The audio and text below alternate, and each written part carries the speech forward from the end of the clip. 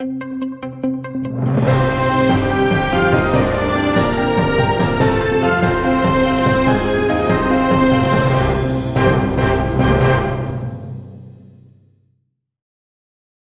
Криму, як у заслання, відправляється особистий духівник Путіна Тихон. Рішенням синоду під проводом патріарха Кіріла Георгія Шевкунова відрядили на окупований півострів у якості очільника Кримської єпархії РПЦ. Что такое Крым был в Древней Греции, Византия? Колыма.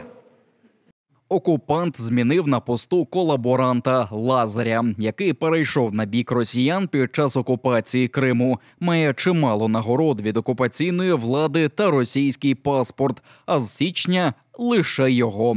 Указом президента Володимира Зеленського українське громадянство Лазаря призупинене за підтримку війни проти України. Тихон відомий як пропагандист від Бога. З ватажком росіян Владіміром Путіним близький вже більше 20 років, відколи відспівував батька російського диктатора. Шанувальник загарбницьких воєн і зброї масового ураження. Когда защита интересов России и в военной сфере, да, когда мы получили, действительно, когда они разваливались, эти наши несчастные ядерное оружие, да, когда, это же было все тоже вопрос времени. Вже 2 десятиліття Тихон вірний пес режиму і опікується таким собі патріотичним вихованням у проєкті «Моя історія», куди вгатив 20 мільярдів російських рублів. Ба більше, відколи Путін проголосив Херсонес у Севастополі російською Меккою, Тихон разом з Міноборони займається забудовою заповідника. Це буде настояще достояние Южної Росії, да і всієї Росії.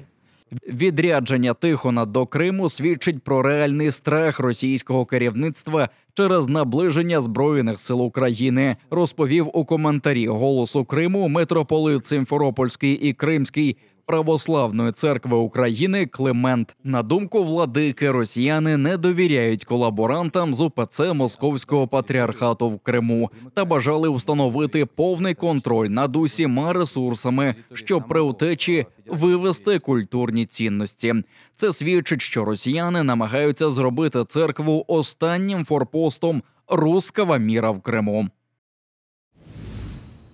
Росіяни посилили загородження при вході до Севастопольської бухти. Там розташовані кораблі Чорноморського флоту та Севастопольський морський завод. На супутниковому знімку від 13 жовтня, опублікованому аналітиком Брейді Африком, чітко помітні перешкоди. Окупанти сподіваються, що це допоможе їм уберегти кораблі Чорноморського флоту, які досі залишаються в окупованому Севастополі, від атак українських безекіпажних човнів. Відомо, що найсучасніші носії крилатих ракет перебазувалися до порту Новоросійська.